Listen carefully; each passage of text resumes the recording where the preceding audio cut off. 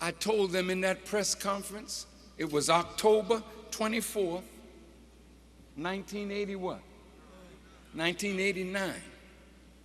I told them, I said, before you can make mockery of me, you'll see these wheels over the major cities.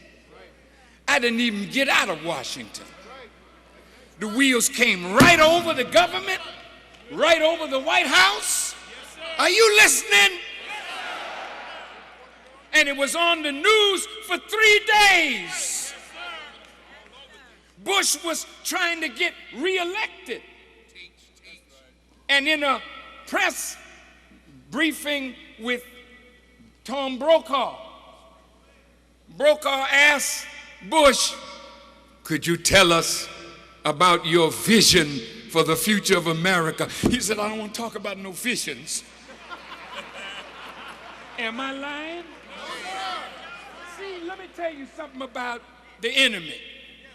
He's so smart in his own mind to think that a little black boy know his thinking and his planning. That blew his mind because it was all about a vision-like experience. So when Brokaw asked him, give me your vision, he said, I don't even talk about a vision.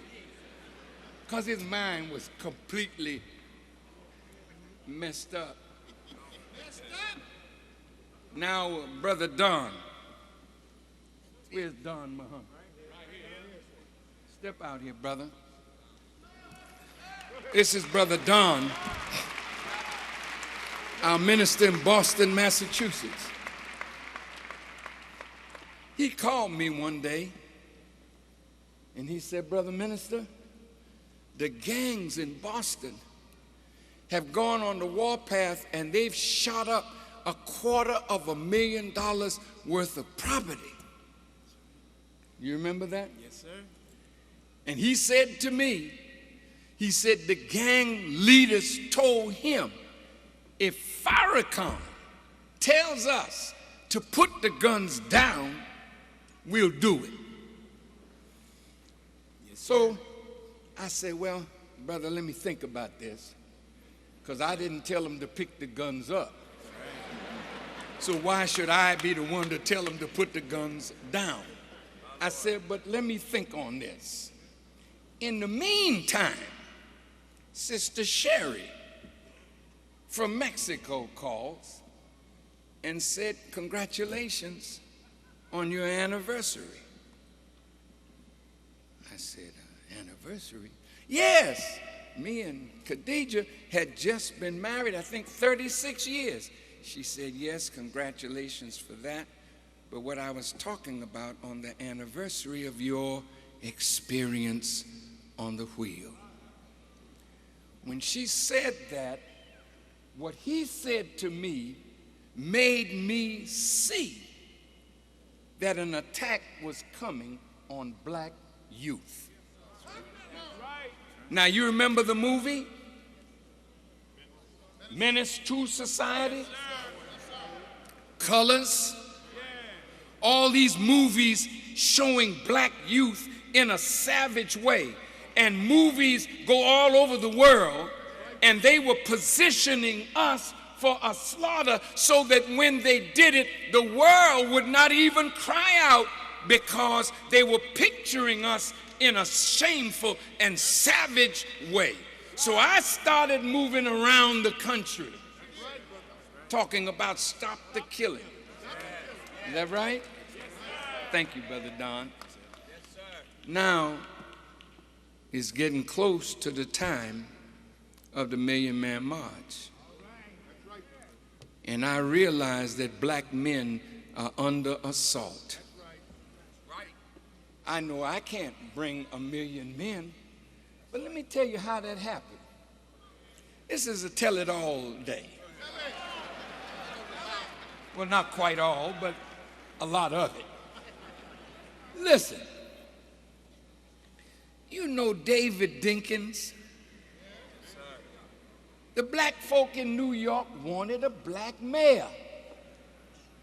David Dinkins was the man that black people had their hope in. But David Dinkins was pandering to the strong Jewish vote in New York. So he was on television beating the heck out of me.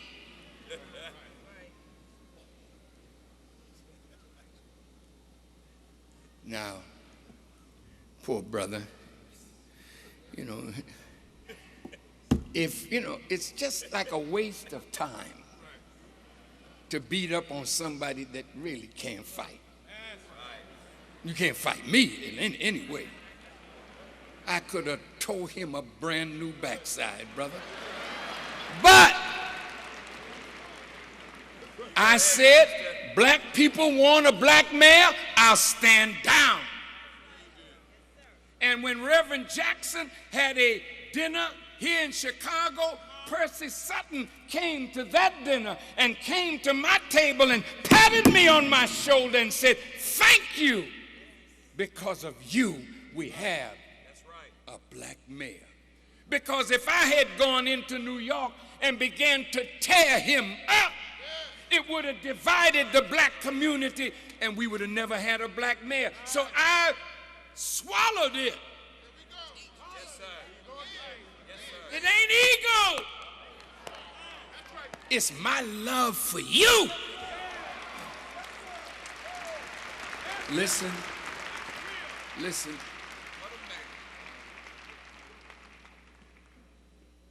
So it's almost time for Dinkins to go up for re-election. We, the Muslims, we're going to rent Madison Square, Yankee Stadium. Hold 65,000. Guess what? The Negro leaders. Have you heard of them? The Negro leaders came to me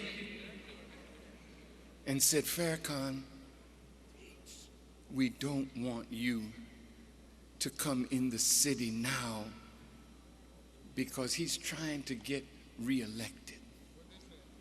I said, but brothers, if I come to Yankee Stadium and it's filled, Dinkins can send his man there and we'll get the people to get behind him.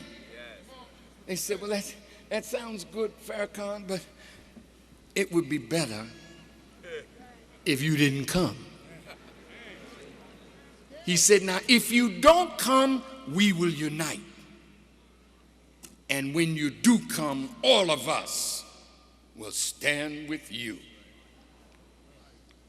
I said, all right.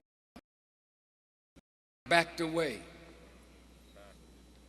Guess how many votes he lost by? 65,000.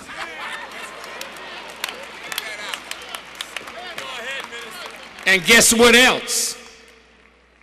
When I came to New York, not one of them, not one, except one. And the one that came to be with me was the Reverend Al Sharpton. He gave his word, he kept his word.